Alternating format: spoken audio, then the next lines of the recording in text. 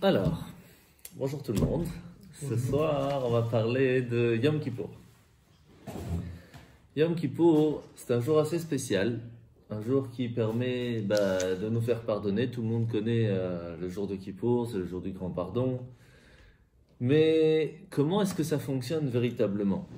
Alors la Kabbale vient nous donner plus d'explications pour vraiment s'imprégner du jour de Yom Kippour, de savoir quoi faire et comment faire pour que ce jour fonctionne. Parce que quelqu'un qui a un ordinateur par exemple, mais qui ne sait pas où il est le bouton play, il ne va pas démarrer. Yom Kippour, c'est un peu la même chose. On a quelque chose d'extraordinaire dans les mains, mais est-ce que ça fonctionne tout seul? Il y a un mode automatique? Est-ce qu'on doit faire quelque chose ou pas? Et comment le faire? Tout ça, c'est des questions qu'on peut se poser quand vraiment on veut que Yom Kippour permet de nous pardonner. Parce que souvent, on peut venir à Yom Kippour dire « je fais Kippour » ou « je fais passer Kippour », comme on l'a dit à Rosh Hashanah. Passer les fêtes, c'est ouf, c'est passé, c'est fini. Ou vraiment, on profite du moment. Yom Kippour, c'est un jour spécial. Alors, comment il fonctionne? D'abord, quelle est la base de Yom Kippour? Comment ça se passait avant le vrai Yom Kippour? Le grand prêtre, une fois dans l'année, profitait de ce moment pour rentrer dans le Saint des Saints, le Kodesh HaKodashim, dans le Bet HaMikdash. Et là-bas, qu'est-ce qui se passait? Eh bien, il y avait plusieurs choses à faire. Entre autres, il faisait des encens, il mettait un peu de sang là-bas aussi, etc. On ne va pas rentrer dans le détail parce que c'est très très très compliqué pour comprendre vraiment tout ce qu'il faisait. Ça, c'est vraiment une autre histoire. Mais déjà, la base, c'est quoi? C'est que le jour de Yom Kippour, le grand prêtre rentrait dans le Saint des Saints. Et là, il y a une phrase qui est très étonnante. C'est écrit comme ça. Ce jour-là, où le Kohen Gadol va rentrer dans le Saint des Saints, dans le Kodesh HaKodashim, personne d'autre ne peut rentrer. Pourquoi on doit préciser? Déjà toute l'année, personne ne peut rentrer. Parce que même les anges ne peuvent pas aller. Il n'y a que le Kohen Gadol et Dieu. Il n'y a que le grand prêtre et Dieu. C'est énorme. Qu'est-ce qu'il peut bien y avoir de si spécial? D'abord, si c'est tellement spécial, comment ça se fait que le Kohen Gadol, lui, peut se permettre de rentrer alors? Est-ce qu'il y a une préparation à faire? Est-ce qu'il a un mérite spécial? Est-ce que tout le monde peut être Kohen Gadol? Comment ça marche? Alors, en fait, la réponse que la Torah nous donne, elle est simple. Dans le sens simple. Et quand on va essayer de comprendre ce que ça veut dire, c'est plus compliqué. La réponse, elle est, étant donné qu'il a la Brit Mila, il a la circoncision, il peut rentrer dans le Saint des Saints le jour de Kippour. Ça ne donne pas du tout une réponse. Parce que tous les hommes juifs en général l'ont. Donc bon, c'est pas très explicatif. Mais en fait, c'est pas écrit juste parce qu'il a la Brit Mila. C'est écrit parce qu'il a le niveau du 8e jour de la Brit Mila. Donc là, c'est déjà un peu plus précis. Alors, qu'est-ce que c'est ce 8e jour de la Brit Mila qui lui permet de rentrer le jour de Kippour dans le Kodesh HaKodesh? D'abord,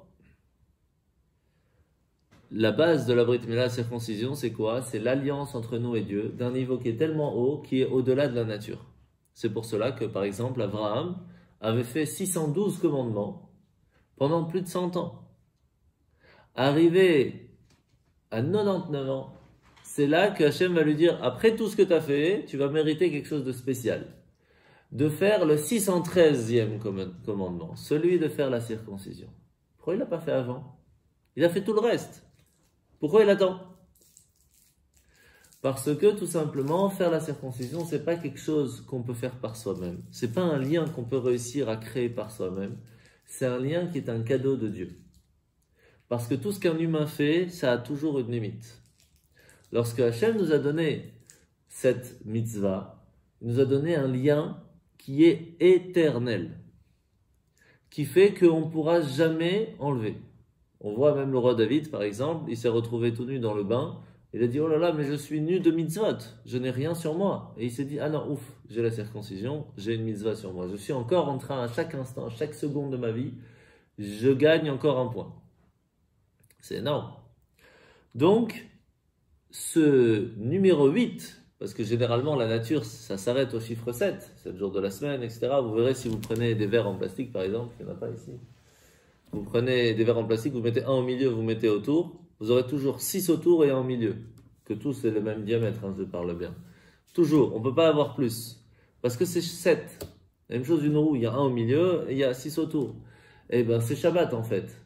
C'est celui du milieu, c'est le 7e. Mais, en fin de compte, c'est quoi le 8e alors? 8e, c'est au-delà de la nature. Il n'y a pas de, il y a pas de, on va faire avec Guillaume. Il n'y a pas de, il y a pas de limite. C'est au-delà de la nature. Lorsqu'une personne arrive à s'attacher au niveau du 8e jour de la circoncision, il arrive à un niveau au-delà de la nature. Il pourrait se permettre de rentrer même dans des endroits qui sont tellement spirituels, qui sont au-delà de la nature. Ça, c'est la façon explicative de base. Maintenant, on va essayer de comprendre quel rapport Yom Kippour. Ah, Rabbi Harry qui vient d'arriver. Avec.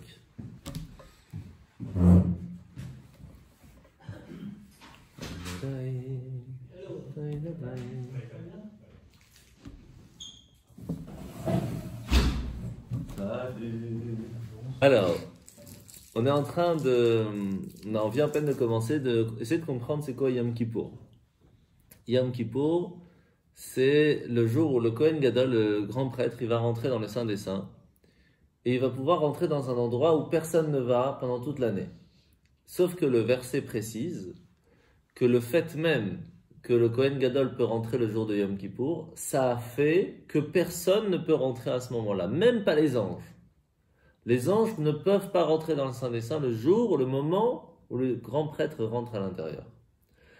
Alors la première question qu'on s'est posée, c'est qu'est-ce qui permet au grand prêtre alors de rentrer? Est-ce qu'il est plus grand que les anges? Et on a répondu que, c'est comme ça que c'est marqué, que c'est grâce à la circoncision.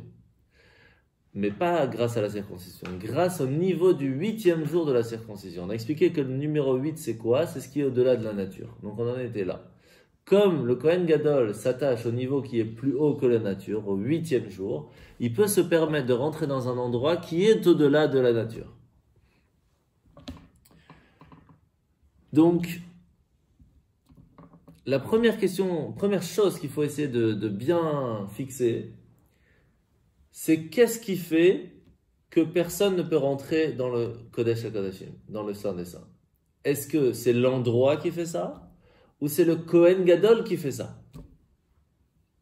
Est-ce que c'est le fait que le grand prêtre rentre à l'intérieur qui bloque entre guillemets les autres à rentrer? Ou c'est le fait que c'est un endroit qui est appelé le Saint des Saints, donc ce qui fait que personne ne peut rentrer? Alors d'un côté, on voit de façon simple et claire que pendant toute l'année, personne ne peut rentrer parce que c'est le Saint des Saints. Donc l'endroit même fait que personne ne peut rentrer. Il y a une sainteté qui est au-delà de ce qu'on peut aller en général dans l'année. De l'autre côté, on voit que précisément c'est marqué, comme je vous ai dit dans le verset, le fait que le grand prêtre s'y trouve, c'est tellement saint à ce moment-là que même les anges ne peuvent pas rentrer. Donc il y a un fait de la force même que le grand prêtre lui-même va rentrer et va faire un certain travail. Ça va faire un certain blocage, que toutes les portes vont se fermer et qu'il n'y a que lui et Dieu à l'intérieur. Donc c'est un peu des deux. Toute l'année, il y a un certain niveau qui est dévoilé là-bas qui fait que personne ne peut rentrer. Jusque-là, on a compris. Mais le fait que c'est Yom Kippour et que le grand prêtre rentre à l'intérieur, ça amène, entre guillemets, comme quelque chose d'autre encore, qui fait que même les anges ne peuvent pas rentrer. Ok. Alors maintenant, on va essayer de comprendre quelque chose d'autre. Généralement, pour avoir un numéro 8, il faut avoir un numéro 7. Pour avoir un numéro 7, il faut avoir un numéro 6. C'est-à-dire qu'on ne peut pas arriver à 8 si on n'a pas commencé avec le chiffre 1. Sauf chez nous, bien sûr, il y a toujours un plan galère. Mais généralement, ça fonctionne comme ça. Donc, par exemple, le 8... Ah, bonsoir. Entrez. Ça va? Ça va. On a à peine commencé. Viens, installe-toi. On parle de le grand prêtre, le Kohen Gadol. Il va donc rentrer les jours de Yom Kippour dans le Saint des Saints. Alors, comment... Oui, c'est pas grave, ça nous fait répéter, il n'y a pas de fois. Il faut 4 fois pour retenir. Ouais, 101 fois c'est marqué dans le Talmud. 8 fois, on va arriver à 8. Donc, il va rentrer dans le Saint des Saints et qu'est-ce qui va se passer? Il va réussir à, entre guillemets, fermer les portes que personne d'autre peut rentrer. Il n'y a que lui et Dieu. Quelle est cette force? La force du 8e jour. Le 8e jour de la circoncision. C'est quoi ce 8e jour? Alors, pour pouvoir arriver à 8, on a dit qu'il fallait avoir un numéro 1. Et ça, c'est la preuve, on le voit dans la circoncision. Quand est-ce qu'on fait la circoncision? Que le 8e jour. Mais ça veut dire qu'il faut compter 1, 2, 3, 4, 5, 6, 7, 8. Si on n'est pas arrivé à 8, il ne va pas tomber tout seul. Est-ce qu'on a ce numéro 8 le jour de Kippour? Chez le Kohen Gadol, chez le grand prêtre, qui va, entre guillemets, se rattacher à ces 8 jours et qui va lui permettre de rentrer dans ce Saint des Saints, dans ce Kodesh HaKodashim, à niveau, dans un endroit qui est au-delà du naturel. Eh bien oui.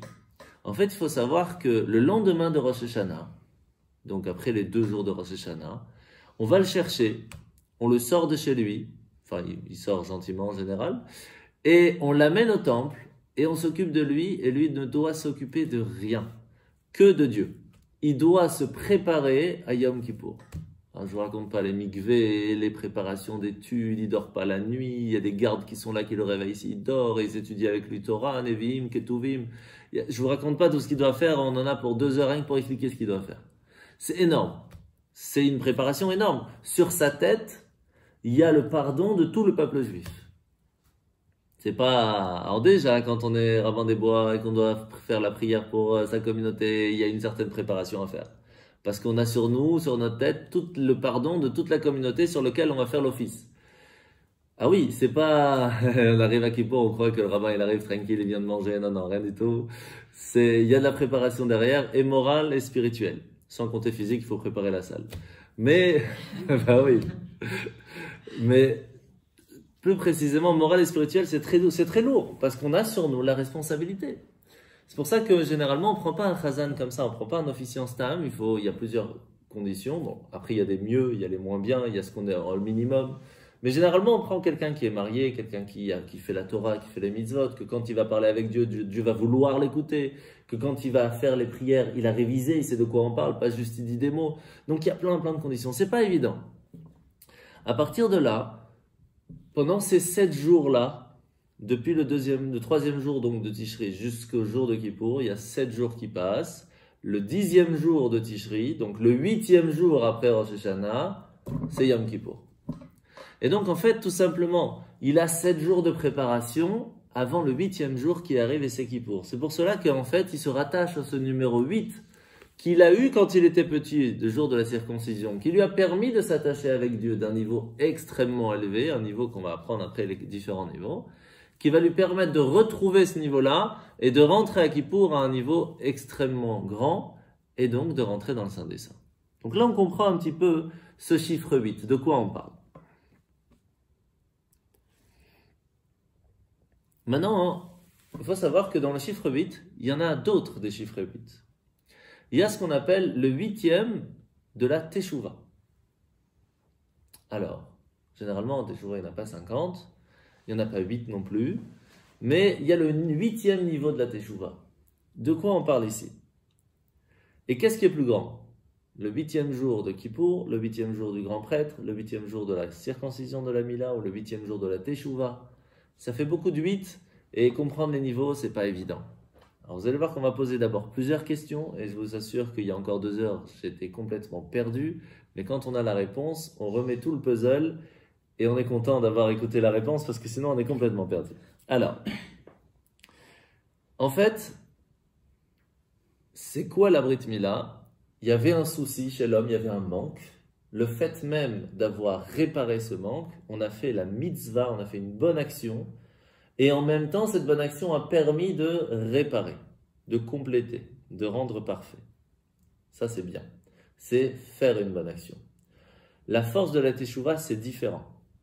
C'est que la bonne action devait être faite, elle n'a pas été faite. Ou encore pire, on a fait contre la volonté divine et on veut réparer ça. Donc, c'est pas qu'il y a un manque, qu'on doit juste faire un plus. C'est que là, on a fait contre Dieu.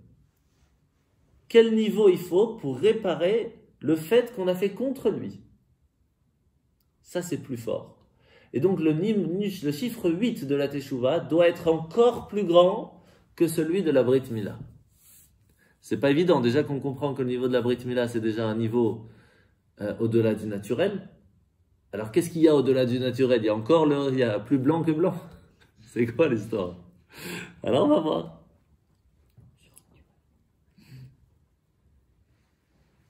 Alors c'est pour ça qu'il faut comprendre, et ça je ne vais pas vous donner les détails, mais que le grand prêtre, le Kohen Gadol, le jour de Kippour, va faire 8 choses spécifiques quand il va rentrer à l'intérieur du temple. Il va prendre le sang, il va jeter sur l'arche, etc. Il y a 8 choses. La même chose, encore une fois, ce chiffre 8. Et ce sont ces 8 choses qui vont lui permettre d'arriver à ce niveau-là. Maintenant qu'on a un petit peu les 4-5 chiffres 8 qu'on a ramenés, on va essayer de comprendre une chose plus forte. C'est quoi encore? Comme je vous ai dit tout à l'heure, généralement, le chiffre 8 ne peut venir qu'après le chiffre 7. Chez nous, en espèce, il peut y avoir un chiffre 8 sans avoir les 7 d'avant. Comment ça marche? Ça n'existe pas. On ne peut pas avoir 8 si on n'a pas 7. Alors comment la Torah peut nous dire que le jour de Yom Kippour, on a le 8 avant le 7? Là, on est perdu complètement, parce que c'est pas logique, du tout. Et on n'aura la réponse qu'à la fin. Quand on aura compris c'est quoi vraiment ce chiffre 8, c'est quoi les 7, vous allez comprendre, vous allez dire, mais oui, c'est logique. Mais là, pour l'instant, pas du tout. En fait, la base de la réponse, je vous la donne tout de suite pour qu'on puisse après la comprendre, c'est qu'on peut avoir le travail de l'homme avant le cadeau de Dieu, ou le cadeau de Dieu avant le travail de l'homme. Ce qu'on a déjà souvent discuté, ou le réveil d'en haut qui permet de nous donner l'envie d'avancer et de changer, ou le travail d'en bas de la personne qui veut changer et que Dieu va lui donner l'aide pour réussir. Le 7 d'abord avant le 8, c'est nous on travaille pour Dieu et Dieu nous donne le cadeau du chiffre 8. Parce que nous on peut aller qu'au naturel, que par rapport à l'humain, donc on est certainement limité. Il peut y avoir le 8 d'abord, ça veut dire Dieu il nous donne un cadeau, il nous donne cette envie, et nous on va utiliser nos 7 forces pour réussir à faire ce qu'on peut grâce à ce cadeau. Ça c'est la réponse de base. Maintenant, on vient d'expliquer que le Kohen Gadol doit se préparer. Il a 7 jours de préparation avant de pouvoir arriver au chiffre 8 de Kippour et donc de pouvoir entrer dans le Kodesh HaKodashim, dans le Saint des Saints. Donc, on comprend que ce chiffre 8 est tellement grand que les anges ne peuvent pas rentrer. Parce qu'ils sont encore dans le chiffre 7, parce que ça reste des créations. Et la création, ça reste dans le monde.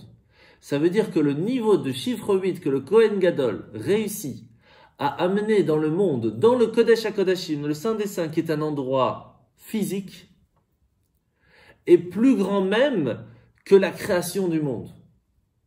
Parce que la création du monde, c'est le monde de Hatzilut, c'est le premier monde spirituel. Alors même s'il n'y a pas vraiment des anges là-bas, bon, encore à discuter, Malchut, etc., mais on va dire que le monde de la création, c'est vraiment Bria, d'accord? C'est le niveau d'en dessous. C'est-à-dire que le Kohen Gadol, le grand prêtre, réussit à amener dans cet endroit-là un niveau qui est au-delà de l'ange, que l'ange ne peut pas arriver. C'est énorme. Grâce à quoi? Grâce aux 7 jours de préparation qu'il a fait avant. Qui donc nous amène à penser et à comprendre que ça va au-delà même des 8 jours de la circoncision. Parce que quand on arrive à une Brit Mila, il y a les anges, la preuve, il y a Eliyahu Hanavi. Hanavi, bon, c'est pas un ange, il tourne, il change, mais... Donc ça veut dire que c'est encore plus fort même que les... Mais c'est ce même niveau-là, cette même façon de travailler de 7 plus le 8 qui permettent de fermer les portes que même les anges ne peuvent pas rentrer. Alors maintenant on va essayer de comprendre quels sont ces niveaux de chiffre 8, où ça se trouve dans les mondes supérieurs. Comment on pourrait alors les attirer vers nous et qu'est-ce qu'on peut faire nous aujourd'hui le jour du Yom Kippour alors qu'on n'a pas le temple en fin de compte. Quel niveau, jusqu'à où on peut arriver? Et bien sûr, après, réussir à comprendre quel rapport avec le jour de Yom Kippour, qui est en fin de compte un peu le jour de la Teshuvah, quoi, un petit peu le jour de demande de pardon. Donc, c'est quoi ce 8 de demande de pardon? Alors, généralement, vous vous rappelez qu'au tout début de la création du monde, c'est Bereshit bara Elokim. Donc, au tout début, Hachem, quand on dit Hachem en général, c'est la lumière qui est sans limite, Yud Kevavke, ou Havaye comme on dit, qui va créer Elohim. Il va créer une force qui s'appelle Elohim. C'est un nom de Dieu qui a au pluriel, qui va permettre de créer la nature, puisque le mot Elohim, c'est la même valeur numérique que Hateva, la nature, et qui va donc donner la possibilité à un monde matériel et physique de vivre, d'exister. Nous, qu'est-ce qu'on doit faire? Amener dans ce monde Yudke Vavke. Ça veut dire réussir à amener dans ce monde le niveau qui est au-delà du monde. Que le monde arrête d'être simplement physique, mais qu'il ait un but spirituel. Ça veut dire réussir à amener, availler le niveau de création du monde, de Yudke Vavke, dans le monde de Elohim, dans le monde matériel. Comment on fait ça? C'est très simple. On prend un aliment physique, on fait une bénédiction, on y amène la divinité.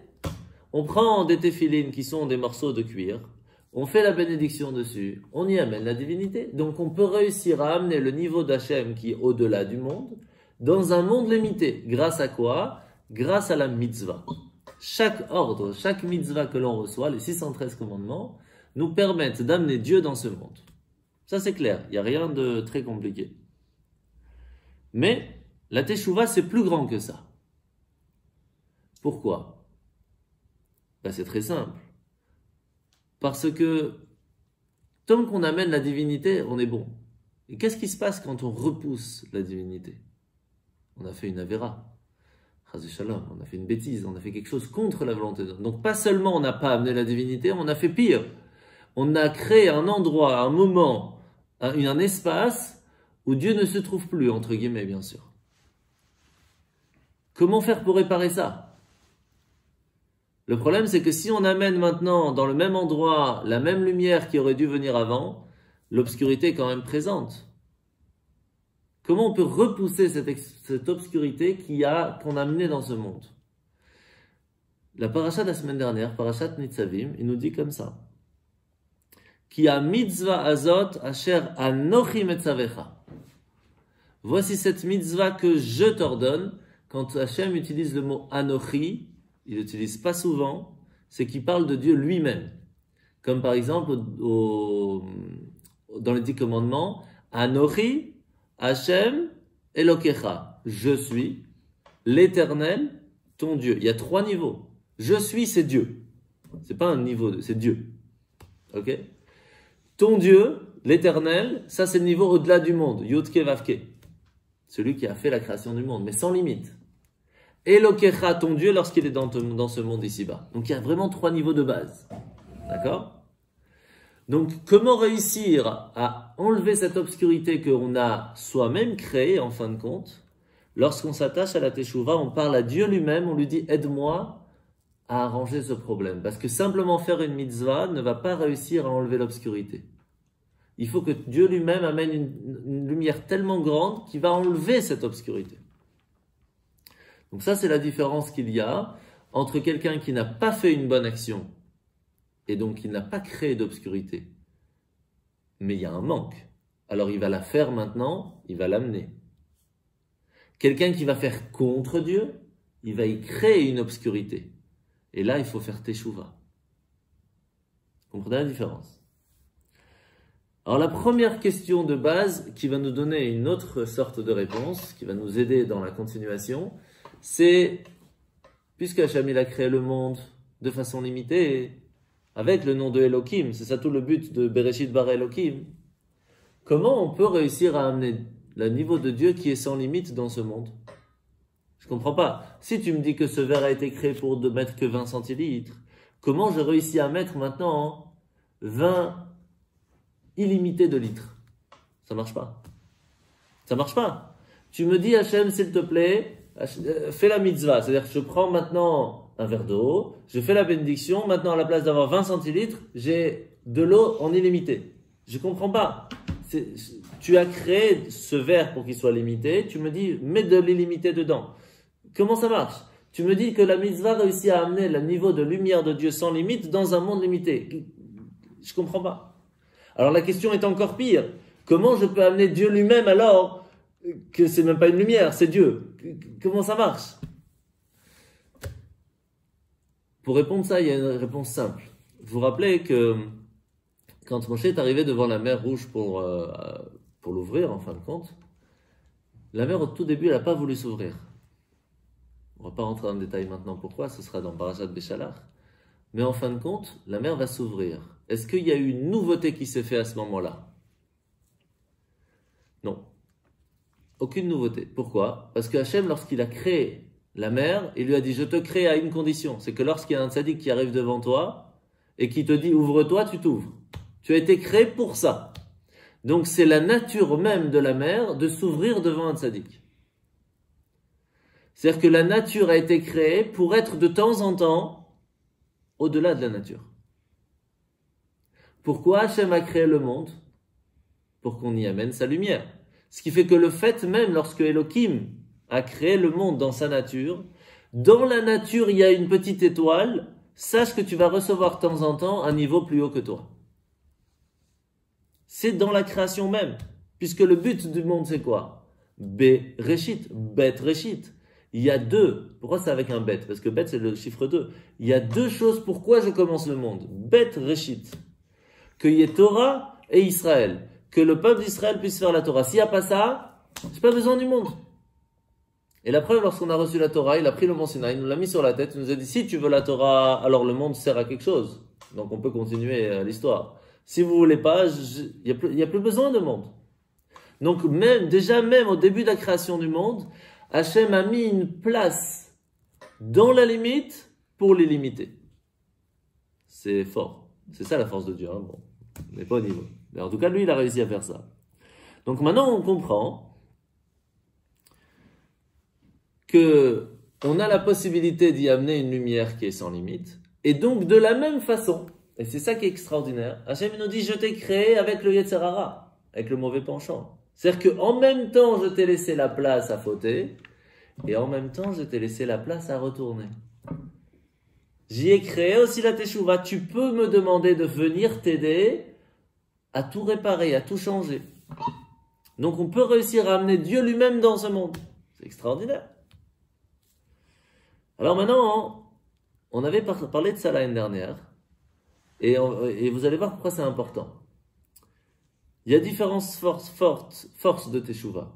Vous savez qu'il y a un Midrash qui explique qu'il a demandé aux différentes forces dans la Torah comment faire Teshuvah. C'est-à-dire que quelqu'un a fait une bêtise, comment ça marche? Qu'est-ce qui permet de rattraper sa faute? La question était posée à la Chokhmah, à la sagesse divine. Quoi faire lorsque quelqu'un a fait contre Dieu? Réponse, la mort. Que la mort qui peut pardonner. C'est chaud, hein? Il va demander à la prophétie, à la force de la prophétie, qui va dire il n'y a que la souffrance. Donc déjà c'est moins, entre guillemets, moins grave. Il n'y a que la souffrance qui peut permettre à une personne d'être pardonnée. Il va demander alors à la Torah. Que dit la Torah dans le texte? C'est marqué Korban Hacham. Tu amènes un sacrifice de pardon dans le temple, tu es pardonné. Alors on ne parle pas ici Korban Khatat. On va voir pourquoi c'est quoi la différence. Et la question est posée à Dieu. Et que dit Dieu? Qu'il fasse Teshuvah, je l'accepterai.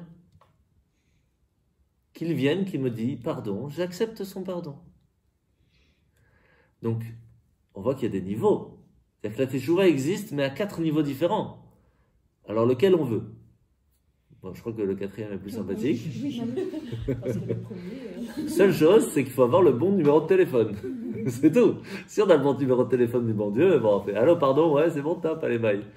Sinon, c'est embêtant. Alors, on va essayer de comprendre c'est quoi la logique. La logique, elle est simple. C'est quoi la Chokhmah? La Chokhmah, c'est la logique en soi, c'est la compréhension des choses. C'est quoi la compréhension des choses? Hachem t'a mis dans ce monde pour y amener la lumière. Qu'est-ce que tu fais? Tu lui dis non, je veux que le monde meure, que tu n'y sois pas. Je crée un endroit de mort, puisque Dieu n'y est pas. S'il n'y a pas Dieu, il n'y a rien, c'est mort, c'est vide, c'est néant. Donc c'est Mida Keneged Mida. Tu veux que le monde meure, bah meure. Bah, c'est pas compliqué. Ça c'est la Chokhmah, il dit, c'est logique.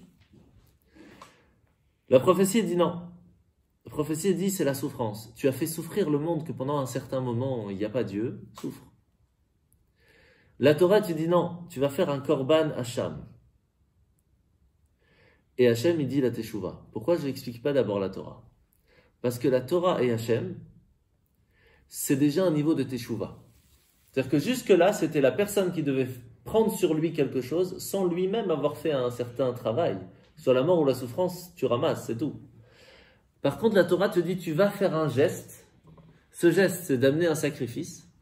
Ce sacrifice va te permettre de montrer à Dieu que tu es entre guillemets, en train de demander pardon, et ça va te permettre d'effacer ta faute. Et Dieu, il nous dit carrément, si tu n'as pas la possibilité d'amener ce sacrifice, c'est pas grave, parle-moi, et j'effacerai ta faute. Donc c'est là vraiment qu'on parle du mot teshuva. Parce que pour faire teshuva, comme on a expliqué la semaine dernière, c'est tashuv, revenir à son initial, il faut que la personne fasse un geste. Alors que la mort et la souffrance, la personne n'a rien fait, elle a juste ramassé. Donc la teshuva ne commence qu'à partir de la Torah. Maintenant, est-ce qu'il y a une différence entre la teshuva de la Torah et la teshuva que Hachem nous donne? Ah oui, elle est énorme. C'est quoi? Lorsqu'une personne amène un sacrifice à Dieu, généralement, les sacrifices ne sont donnés, de pardon, ne sont donnés que sur des avérotes qu'on a fait sans faire exprès. Si on a fait une zdonot, ou mézid, c'est-à-dire on a fait en faisant exprès, on ne peut pas se faire pardonner dans le temple. Ça, c'est la force que la prière peut faire, alors que dans le temple, on ne pouvait pas. Comment faire lorsqu'une personne elle a fait et qu'elle maintenant, à ce moment-là, aujourd'hui, elle vient et dit pardon Hachem, comment je veux faire pardonner? J'ai fait en faisant exprès, mais maintenant je veux vraiment demander pardon. Il y a ce qu'on appelle zdonot naasulo keshgagot. On utilise cette force à Kippour aussi. C'est qu'on dit à Hachem, écoute, le jour où j'ai fait en faisant exprès, j'ai fait exprès. C'est vrai. Mais le fait même qu'aujourd'hui, je comprends que c'était pas bien, ça montre que quand j'ai fait exprès, je n'ai pas vraiment fait exprès. Il me manquait des infos. La preuve, maintenant j'ai les infos, je comprends mon erreur, ça veut dire qu'à ce moment-là, j'ai fait sans faire exprès. Et si j'ai fait sans faire exprès, tu peux me pardonner. Ça, c'est la transformation d'une faute en faisant exprès en pas fait exprès, et donc qui permet de se faire pardonner. On utilise cette force à Kippour aussi. Mais ça, c'est ce Korban Hacham. C'est pour ça que ce n'est pas le Korban Khatat. Le Korban Khatat, sacrifice de pardon, c'est un sacrifice pour quelque chose qu'on a fait sans faire exprès. Korban Hacham, c'est cette force qui permet de dire à Hachem, voilà, il y a quelque chose qui n'allait pas, mais maintenant je demande, s'il te plaît, quand même, pardonne-moi parce que je n'avais pas toutes les infos. J'ai fait un petit résumé, hein, d'accord, c'est pas dans le détail, mais c'est à peu près. Alors, c'est quoi le niveau d'Hachem? Qu'est-ce qu'Hachem il vient nous dire? Bon, tu sais, tu demandes pardon, on est au top. Fais tes chouvas. Quelle est la différence? La différence, c'est que si tu dis à Hachem, pardon, pas seulement ce que tu as fait exprès devient comme si tu n'as pas fait exprès. Ce que tu as fait exprès devient comme si tu as fait exprès de faire une bonne action. T'imagines? Tu as fait exprès de faire une bêtise grave. Tu dis pardon Hachem, ok, c'est comme si tu as fait une bonne action. C'est énorme. Comment ça marche ce truc? Il est où ce bouton? Je veux savoir, c'est bon. C'est vrai que le plaisir de faire des chouvas, c'est ça? Ah, on va voir. On va voir. On va voir parce qu'il y a plein de détails qui vont. Et à la fin, vous allez tout comprendre. Jusque-là, c'est bon? Oui. Ok. En conclusion, on arrive toujours à s'en sortir. Bah, heureusement. Mais il faut comprendre aussi comment et pourquoi.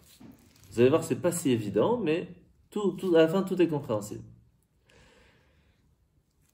Alors en fait, la première question qu'on doit se poser, c'est pour pouvoir réussir à transformer une pas bonne action, donc une obscurité, en lumière d'une certaine façon, il faut pas qu'on soit attaché au monde. Parce que tant qu'on est attaché à la chorma, entre guillemets, à la logique de la nature, on ne peut pas transformer une bêtise en bonne action. Ou même, on ne peut pas l'enlever, cette bêtise. L'obscurité est présente. Donc on ne peut pas transformer cette mauvaise action fait exprès en pas fait exprès et automatiquement l'enlever. Comment la Torah peut, en nous donnant la possibilité de faire ce sacrifice de façon physique, dans un temple, avec un animal, qui est naturel, réussir à faire ça? D'où vient cette force? La Torah est basée sur le Kav HaEmtsaï. Je ne sais pas si vous vous rappelez, on a Chochma, Bina, Da'at, Chesed, Gvura, Tiferet, Netzach Od, Yesod, et tout en bas Malchut. Et tout en haut, Keter. Bien, ça suit. Chochma, c'est la droite, qui est attachée avec la bonté, qui est attachée avec la force du gagnant, etc. Gvura, c'est vérité, on n'en parle pas, c'est beaucoup plus dur. Mais Ça, bon. on demande à Hachem qui passe de là à là, ça sera déjà pas mal. Pourtant, on parle souvent, très souvent en général, on dit viens plutôt au milieu, dans la miséricorde, dans la gentillesse. La Torah vient de Tiferet, la beauté, la splendeur.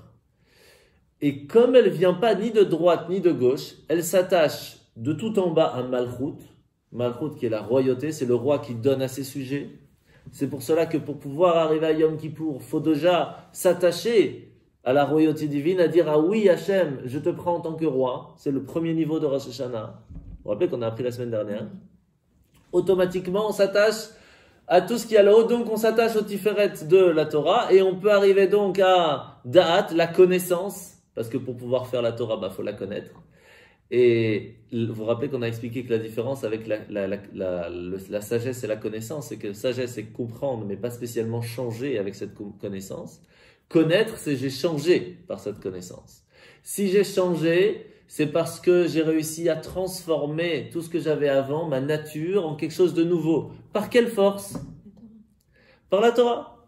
Mais comment la Torah a réussi à faire ça? La même question qu'on vient de poser maintenant.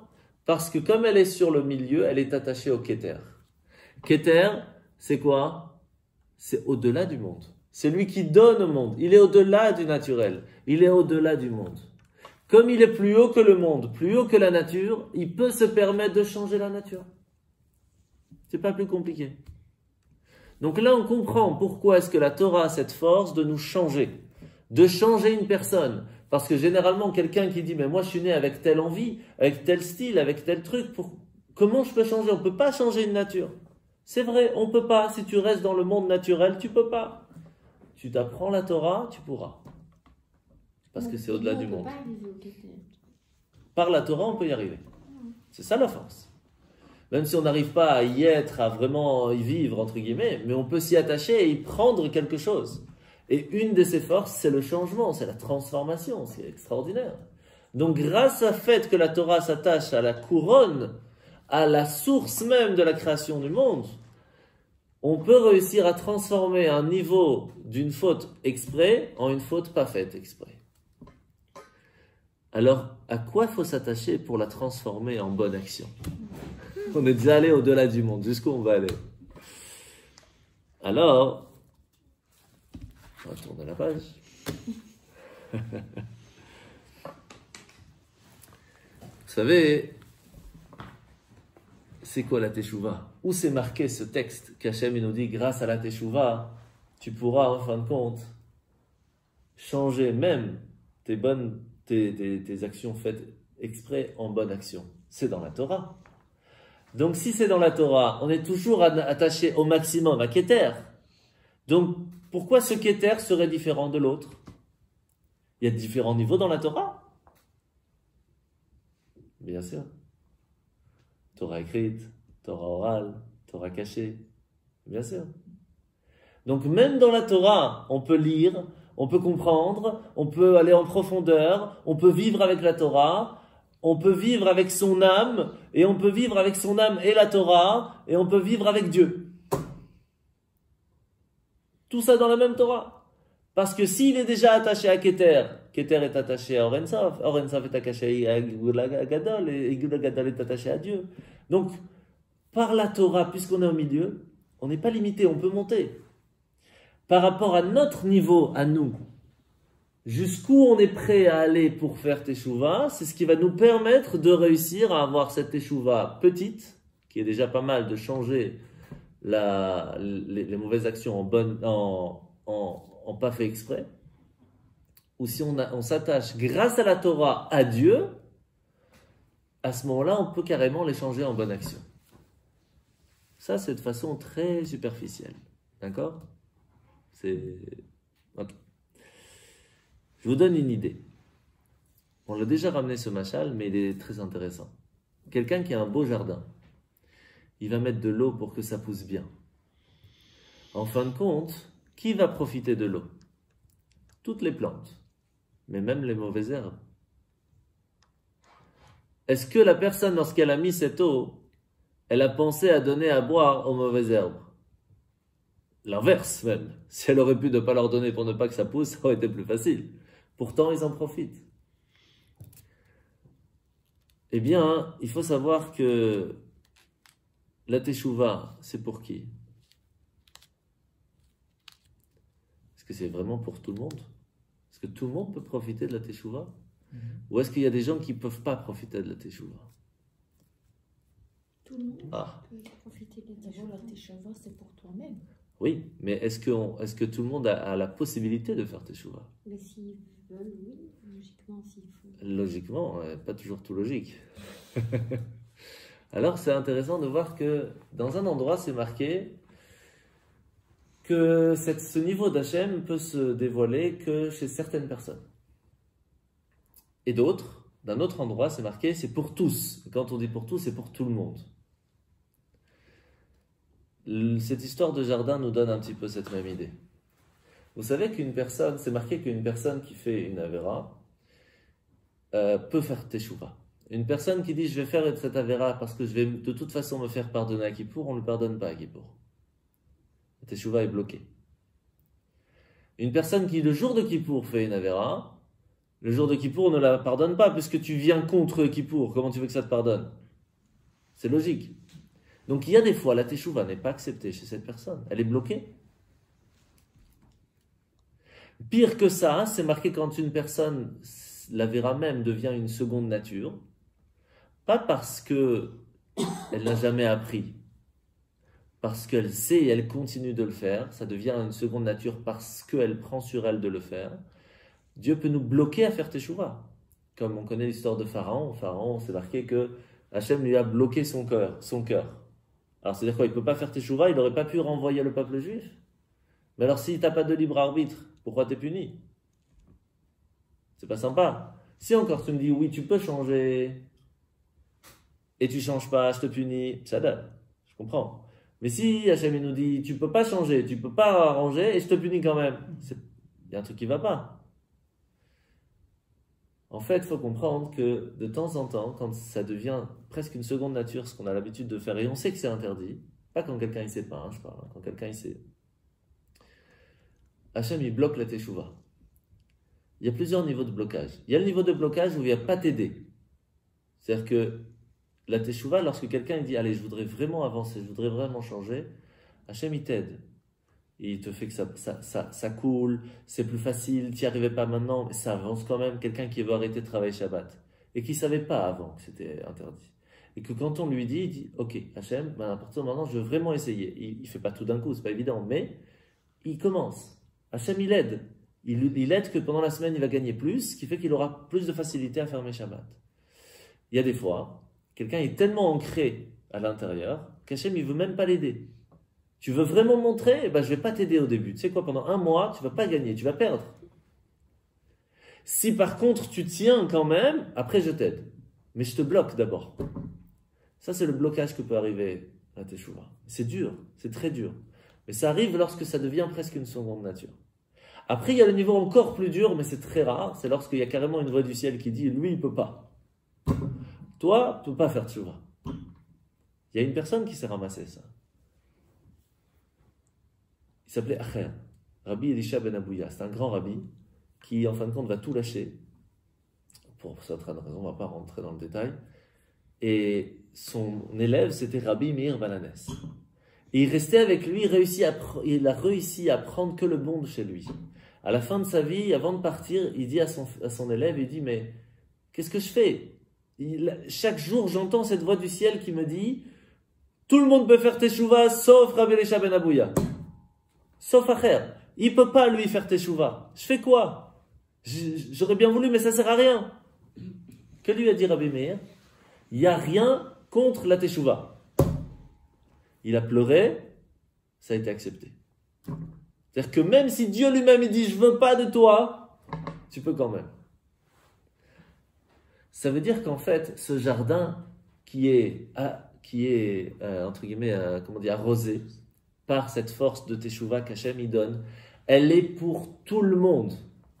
Sauf que ce tout le monde, tu as les plantes, tu as les arbres, tu as les arbres qui donnent des fruits, des arbres qui ne donnent pas de fruits, et tu as les mauvaises herbes, et tu as les ronces, et tu as même les herbes qui font tuer les autres plantes.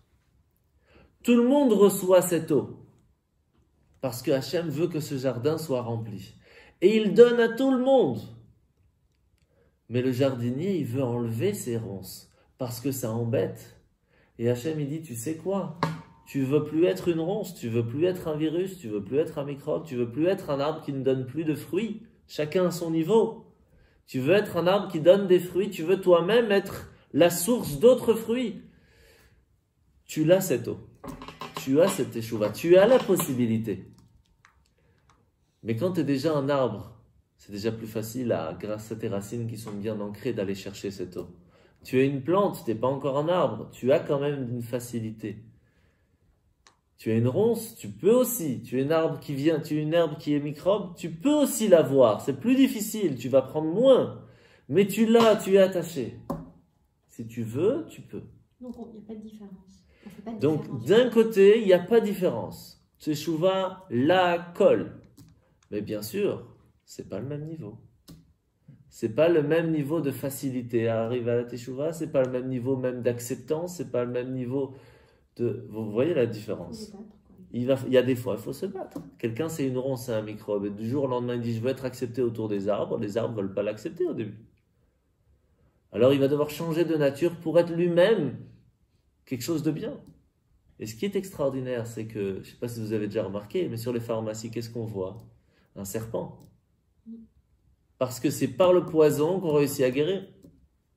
Donc cette ronce-là, ce microbe-là qui était avant, entre guillemets, qui faisait beaucoup de bêtises et qui même, à cause de ça, a emmené des problèmes chez les autres, peut par lui venir les plus beaux médicaments.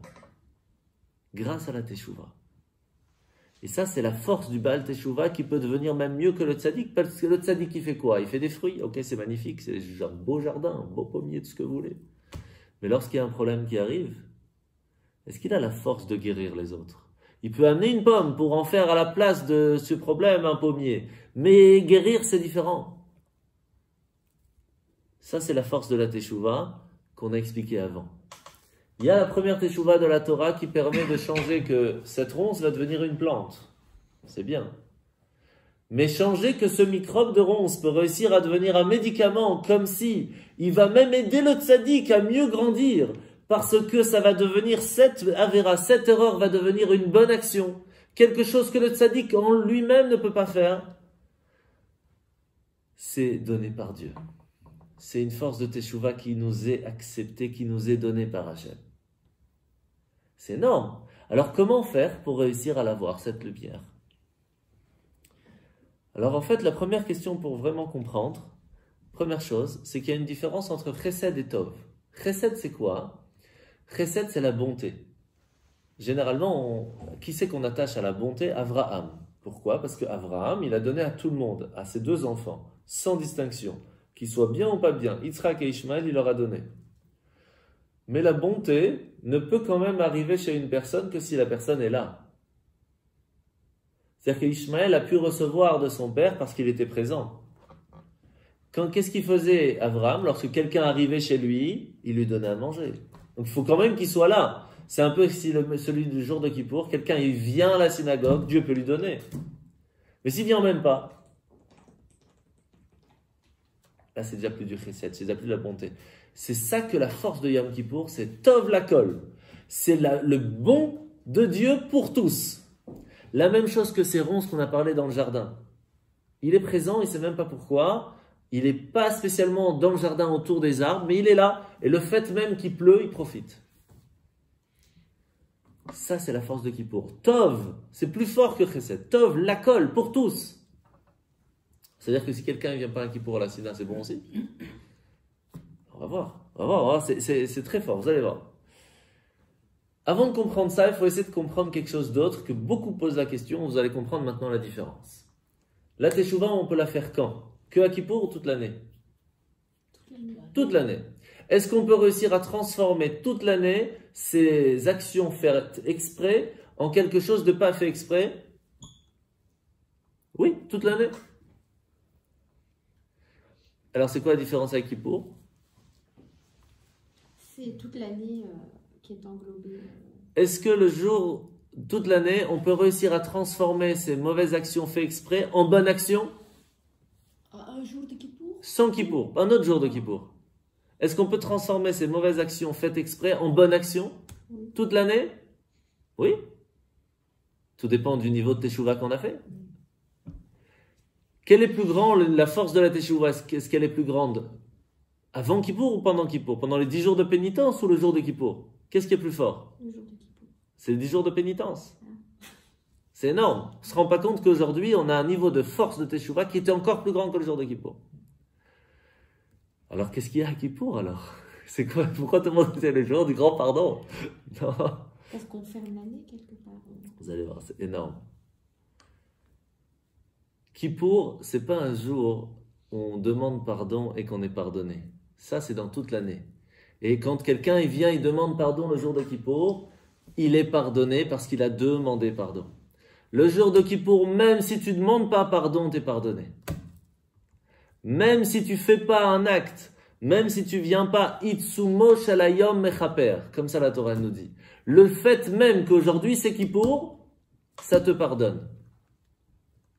C'est énorme. Cadeau. C'est plus qu'un cadeau. Et c'est marqué que s'il n'y avait pas Kippour, le monde serait détruit depuis tellement longtemps. Ça c'est sûr. Le fait même que le jour de Kippour arrive, ça efface. Et heureusement, parce que sinon, c'était pas possible. Parce qu'il y a beaucoup de choses aussi qu'on ignore. Ça, de toute façon. Mais alors, si c'est comme ça... Si c'est comme ça... Là, ça embrouille pour l'instant, puisque c'est éclairci. Ouais, t'inquiète. C'est l'amnistie alors. Si c'est comme ça... Le compteur à zéro. Pourquoi on doit demander pardon à Kippour? Pourquoi on appelle ça le jour du grand pardon? Pourquoi est-ce qu'on doit venir même à la Sina si ça se fait tout seul? Alors je vais vous raconter l'histoire, vous allez tout comprendre. C'est très simple. Très très simple.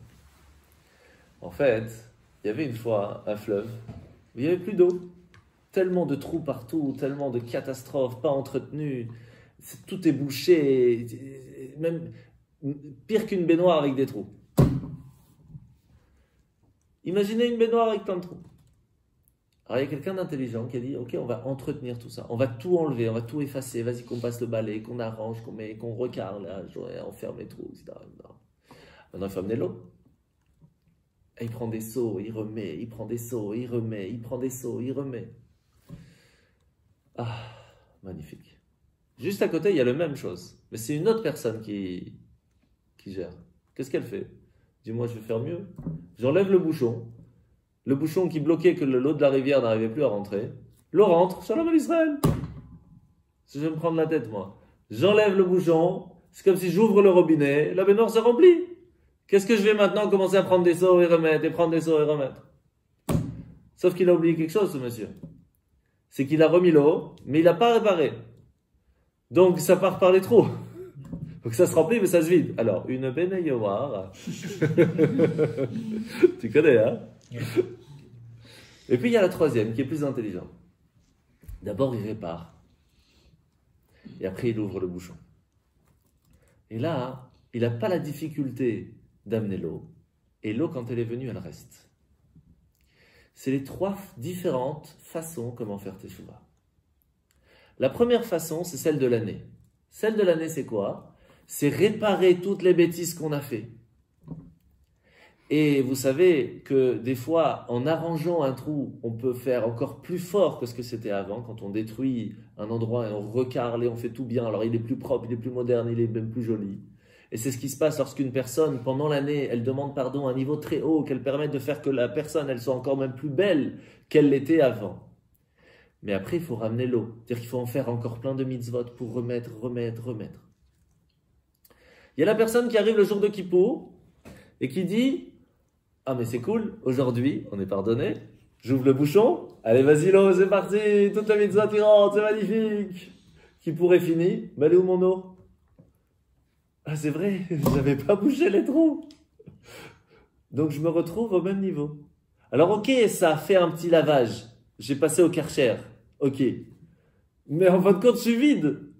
C'est pour ça que malheureusement, souvent, les gens à Kippour, ils viennent à Kippour, et après on leur dit, bon, alors l'année prochaine, n'oubliez pas, Kippour est à 19h. Hein. Ben oui, parce qu'ils ont passé un coup de Karcher, ok, c'est mignon, et il y a quelques-uns qui avaient quand même réparé quelques trous, donc il leur reste un petit peu d'eau comme ça pour l'année, pour avoir un petit quelque chose. Mais malheureusement, il ne reste pas grand-chose. Et puis, il y a la personne qui arrive le jour de Kippour et qui a fait Teshuvah. Et là, c'est autre chose. Tu fais tes chouvas toute la nuit. Alors déjà, non pas spécialement, mais même au moins le jour même de Kippour. Mais il y a quand même quelque chose qui est un petit peu... Enfin, toutes les personnes qui ont fait leur alia et qui disent j'ai fait tes chouvas, j'ai fait tes chouvas, j'ai fait tes chouvas, c'est facile aussi, je veux dire... Ah mais il y a plusieurs niveaux de Teshuvah, encore une fois. Parce que c'est... Vous savez, Je trouve que c'est un mot qui est devenu très facile. On Oui. l'entend souvent. mais c'est comme un enfant. Un enfant dit, dis pardon. Tu l'as tapé, dis pardon. Pardon. Mais le fait de dire j'ai fait tes chouvas... Bravo mon grand, t'as dit pardon. Il a rien compris, 2 secondes après il recommence. Tu vois ce que je veux dire? Il y a le pardon, il y a pardon, il y a pardon. Il y a plusieurs niveaux de tes choix. Bien sûr. Il y a dire pardon pour pouvoir recevoir la récompense derrière. Tu peux pas recevoir le bonbon parce que t'as pas dit pardon. Pardon, s'il te plaît, je veux le bonbon. C'est le mini pardon de Kippo. Et puis il y a, vous comprenez, c'est ça. Il y a le vrai pardon, celui qui vient du cœur. Et là, on le voit tout de suite, la différence. Pardon, j'ai compris que j'ai fait une bêtise, je vais vraiment essayer de ne pas refaire. Après, on refait. On est des enfants, ok. Mais c'est vraiment sorti du cœur. Donc, la teshuva que l'on fait pendant l'avant Rosh Hashanah, la teshuva que l'on fait pendant les 10 jours de pénitence, ça répare la rivière, ça répare la baignoire. Alors, on arrive le jour de Yom Kippour, on n'a pas réparé la baignoire. Et on ouvre le bouchon. Il y a au moins la personne intelligente qui dit « Mais attends, j'ai un problème, l'eau arrive, elle repart. Vite, amenez-moi des morceaux de carrelage, amenez-moi je vais essayer vite. » Et donc, le jour de Kippour, elle pleure « Hachem, s'il te plaît. » Et elle répare, elle fait ce qu'elle peut. Alors, quand c'est mouillé, c'est plus dur. Mais au moins, elle fait ce qu'elle peut et elle arrive d'une certaine façon à colmater les trous. À la fin de Kippour, elle ressort avec quelque chose.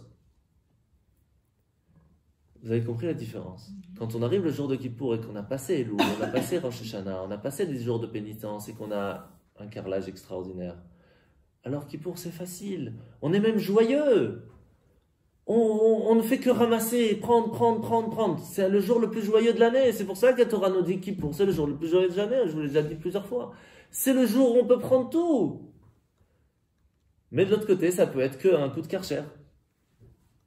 Ça dépend de comment on prépare notre Kippour.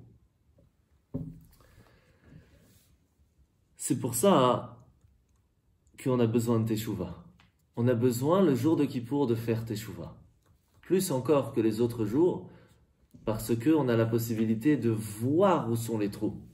Vous savez que quand quelqu'un répare sa baignoire, à la fin, elle n'est pas sûre si elle fonctionne. On doit la tester.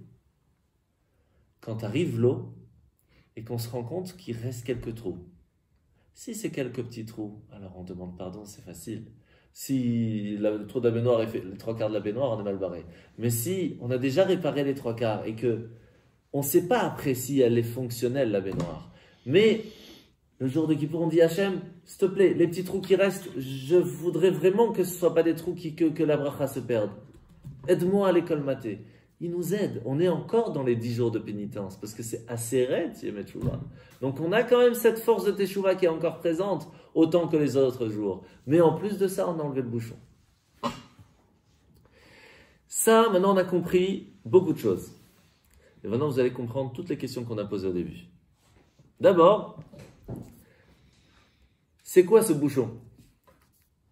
C'est le contact avec la source. C'est qui le contact avec la source? C'est notre âme. Notre âme, elle a 5 niveaux. Nefesh, Ruach, Neshama, la partie action, partie sentimentale, partie intellectuelle. Chaya, au-delà de la logique. Et Yechida.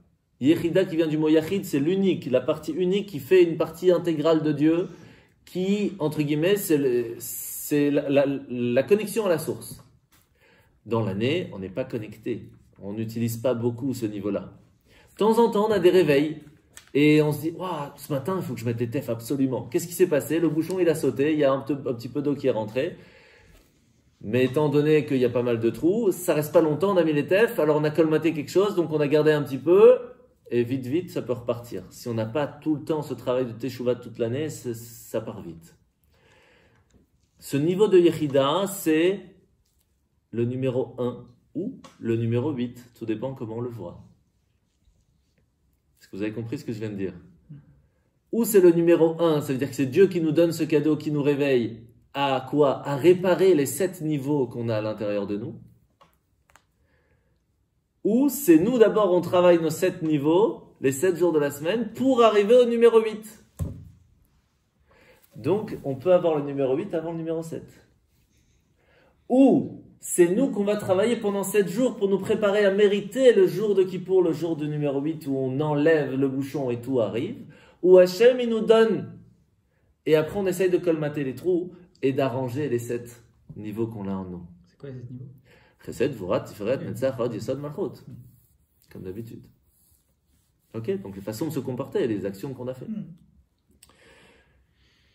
Et donc, en fin de compte, on comprend maintenant c'est quoi ce 8 avant le 7 ou le 8 après le 7. Là, vous allez comprendre encore autre chose.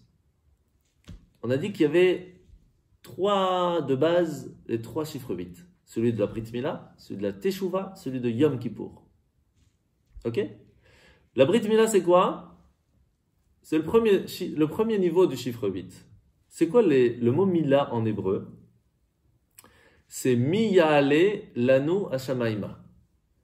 Qui va nous aider à monter vers le ciel? Parce que c'est une mitzvah, c'est une bonne action. C'est-à-dire qu'en fait, la Brit Mila, la circoncision, c'est la force, comment nous, on peut s'attacher vers lui. Donc c'est le niveau, d'abord, nous, on fait le travail pour arriver vers lui. D'accord? Vous savez que le pasuk Mi Ya'ale Lanu Hashamaima, c'est les fins des mots. Mi, c'est un yud. D'accord? Ya'ale, c'est un he. Lanu, c'est un vav. Hashamaima, c'est un he. Ça vous rappelle quelque chose? Oui. Yud, ke, vav, ke, c'est le nom de Dieu. Donc, la Brit Mila, lorsqu'on fait l'acte, nous, de vouloir s'attacher à lui, lui s'attache à nous. Ça, c'est le Yud, ke, vav, ke. D'accord? Mais est-ce que cette force qui est au-delà du naturel, qui est au-delà de la nature, c'est une nouvelle lumière ou c'est quelque chose qui était déjà présent qu'on a simplement dévoilé? Généralement, quand on dit Brit Mila, wow, c'est quelque chose de tout nouveau. Avant, on était limité, maintenant, on est lié à Dieu d'un niveau éternel. Donc, c'est une nouvelle lumière. Mais pas tellement. On a expliqué juste avant que le niveau d'au-delà de la nature de la mer qui s'est ouverte, au début de la création du monde, il lui a dit, sache que il y a un moment où tu vas devoir le faire au-delà du naturel.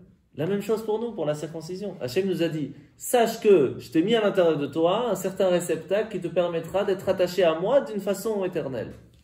Donc ce n'est pas une nouvelle lumière. On dévoile en nous un potentiel, quelque chose qui était déjà présent mais qui était totalement absent à ce moment-là et qui va se dévoiler. Donc ce n'est pas une nouvelle lumière, ce n'est pas Ochadash. D'accord? La Teshuvah, là c'est déjà Chadash. C'est déjà nouveau. La Teshuvah, c'est nouveau. Pourquoi? Parce que Hachem a demandé à ce qu'on y amène une certaine lumière. On a créé une obscurité qui ne devait pas y être. Et on va devoir y créer une nouvelle lumière plus forte que la nature pour changer ça. Ça, c'est le niveau 8 de la Teshuvah. C'est ce niveau qui est au-delà du naturel, de changer une obscurité en quelque chose, de l'enlever pour y mettre à la place quelque chose d'autre. D'accord? Mais ça reste quand même attaché au monde.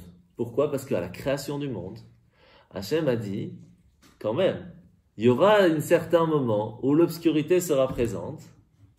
Il faudra y amener une nouvelle lumière pour remplacer cette obscurité. Donc c'est une nouvelle lumière, oui, mais qui est quand même attachée à la création du monde. Yom Kippour, c'est totalement différent. Totalement différent. D'abord, il faut les 7 jours du Kohen Gadol, du grand prêtre, qui va se préparer. C'est-à-dire qu'il y a un travail à faire par nous. C'est les 7 jours de pénitence, entre Rosh Hashanah et Kippour. On arrive au 8e jour, qui est le jour de Yom Kippour. On y dévoile, quoi? Le niveau de Tov. Pas le niveau de Chesed, pas la bonté, le niveau de Tov. Que tout le monde va recevoir, ce qu'on a dit, Itsumo Shalayom Mechaber. Tout le monde va recevoir l'eau quand on enlève le bouchon. Ça, c'est magnifique. Grâce à quoi? Grâce au travail de 7 jours de pénitence, ça va réussir à amener ce numéro 8. Mais ça ne suffit pas. Il faut faire Teshuvah. Parce que si on n'a pas fait Teshuvah, si on n'a pas fait le 7 avant, On ne peut pas avoir un vrai 8 après. Et si maintenant il n'y a que le 8 d'avant et qu'on n'a pas les 7 d'après, alors ça ne reste pas. Si on reçoit tout d'Hachem, mais on n'a pas réparé la baignoire pour garder cette eau, ça ne fonctionne pas. C'est pour cela qu'on a et les 8 après le travail du Kohen Gadol, mais ce 8-là doit être continué par les 7 du travail de la Teshuvah de Yom Kippour qui permettra de garder ces lumières qui seront données. Et ça, c'est un niveau qui est tellement haut que ça parle de Dieu lui-même. Il n'y a que Dieu qui peut nous faire ça, il n'y a que Dieu qui peut nous donner ça. Ce qui fait qu'à quel moment de Yom Kippour ce niveau est au niveau le plus grand? D'abord au moment où on fait la prière du grand prêtre. C'est pour ça, je ne sais pas si vous vous rappelez, à Yom Kippour, quand on arrive à la bénédiction du grand prêtre, je vous dis attention, on est à un moment spécial. Maintenant, vous allez comprendre pourquoi. Parce qu'à ce moment-là, même les anges ne peuvent pas venir. On ferme les portes aux anges, on leur dit maintenant c'est moi et Dieu. Je prends des forces, moi et Dieu, personne d'autre.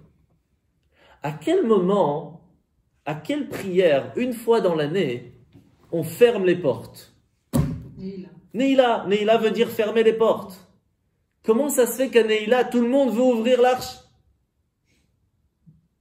On l'appelle fermer la porte et nous on ouvre l'arche. C'est quoi le plan? Toutes les portes du monde entier, des mondes spirituels, des anges, des plus grandes lumières sont fermées à ce moment-là. Pendant cette heure-là de Neila, il n'y a qu'une porte d'ouverte. Celle de l'arche sainte qu'on a ouverte. Vous imaginez la responsabilité de celui qui va ouvrir l'arche? C'est énorme. C'est la responsabilité de la personne qui va ouvrir l'arche de ouvrir la porte, le bouchon, pour tout le Ham Israël. Alors c'était la responsabilité du grand prêtre d'ouvrir la possibilité à chaque personne du peuple juif d'être pardonné. Et donc de recevoir une Khatima Tova, qu'on soit tous inscrits et scellés dans le livre de la vie, pour une bonne et douce année. Responsabilité que le Kohen Gadol devait se préparer 7 jours avant. Ça veut dire que celui qui va vouloir ouvrir l'arche à Neila, il se doit de se préparer quand même d'une certaine façon. Ah oui, vous savez quoi dire à celui qui veut ouvrir. Alors pourquoi c'est pas le rabbin qui le fait? Pourquoi c'est pas le rabbin qui le fait? C'est le plus sadique de la vie. Non, je suis pas sûr. Non, C'est pas sûr. C'est pas sûr. d'une façon générale.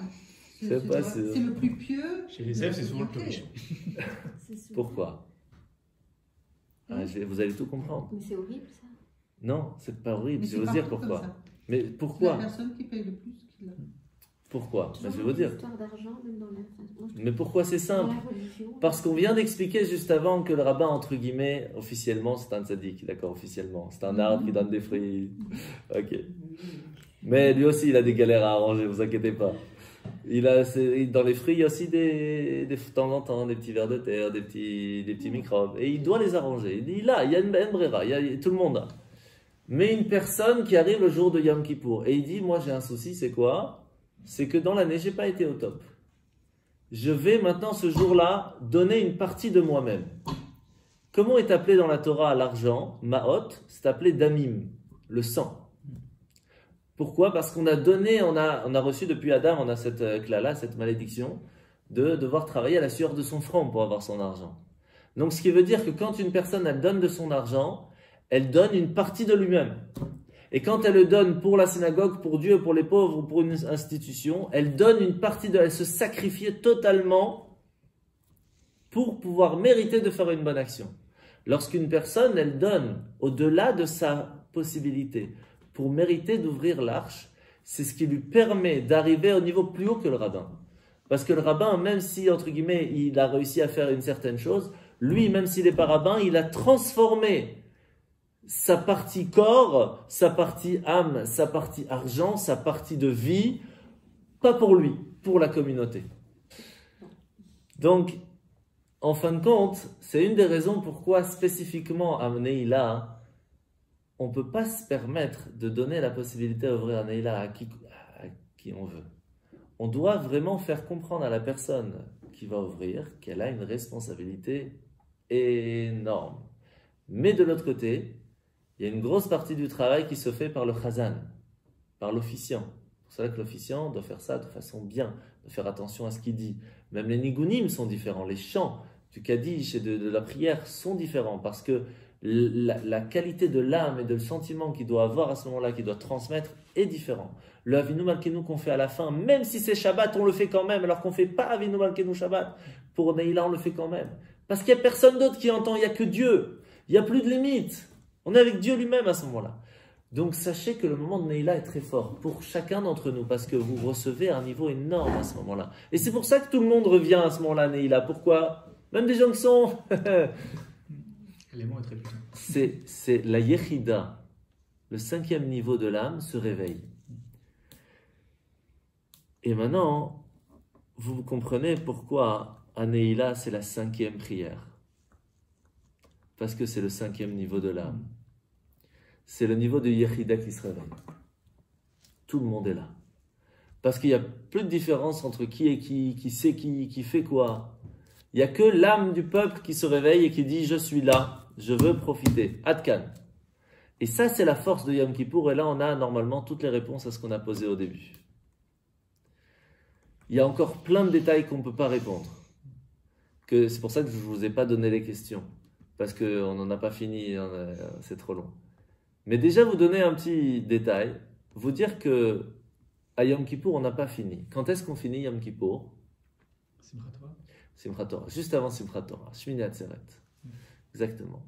En fait, à Shmini Atzeret, on finit Yom Kippour. Parce qu'à Yom Kippour, même si on a signé le contrat, on peut rajouter les petites étoiles jusqu'à Shmini Atzeret. Alors, pour comprendre c'est quoi vraiment Shmini Atzeret, j'espère qu'on aura le temps de faire un cours entre les deux pour comprendre c'est quoi ce qu'il y a après Kippour. Parce qu'il y a encore Sukkot, il y a encore Shmini Atzeret et Simchat Torah. Et tout ça, c'est ce qui va nous permettre de véritablement avoir une bonne année. Parce que quand on arrive à faire Yom Kippour dans la joie, alors Simchat Torah, ce sera vraiment dans la joie. Et sachez que Yom Kippour, c'est un jour de joie. Quand on le voit comme ça, c'est vraiment un jour de joie. Hachem, il nous dit, qui que tu sois, tu as. Que tu ouvres l'arche ou que tu ouvres pas l'arche, ça n'y a pas de différence. Tu as. Mais si tu prends sur toi quelque chose de difficile, tu prends une bonne décision, tu fais tes chouvas, tu vas remarbrer ta baignoire. Tu vas refaire ton âme plus propre, ton corps plus propre, ton année plus jolie. Et tu pourras profiter de ces lumières que tu recevras ce jour-là. Alors, pourquoi est-ce que le Baal Shem Tov nous dit, on va finir avec ça, que lorsqu'arrive le jour de Simchat Torah, chaque pas de danse qu'on fait, c'est un seau d'eau. Un seau de bénédiction. Maintenant, vous avez compris. À Yom Kippour, on a enlevé le bouchon et on a pris plein. À Sukkot, on arrive à recarler, à arranger, si bon. À Simchat Torah, on a des seaux de bénédiction qu'on prend et qu'on met. Mais encore, il faut qu'il n'y ait pas trop. Ça fait encore travailler. Mais à Simchat Torah, chaque pas de danse, c'est un seau de bénédiction qu'on prend. Chaque pas de danse. Alors, Bezrat Hashem, qu'on ait tous une superbe année. Amen. Et vous savez qu'on est Hetafshin Pei, 5780. Oui. Alors, j'avais appris avant-hier que Pei, c'est Peidut. Ça veut dire la rédemption. Donc, ça tombe bien. Mais tout à l'heure, un grand rave m'a dit que c'est aussi Teshnat Parnassa. C'est une année de Parnassa. Alors, Bezrat Hashem, qu'on puisse avoir une bonne année de rédemption personnelle, de rédemption avec Mashiach, et que tout se fasse dans la facilité d'une bonne Parnassa, Bezrat Hashem.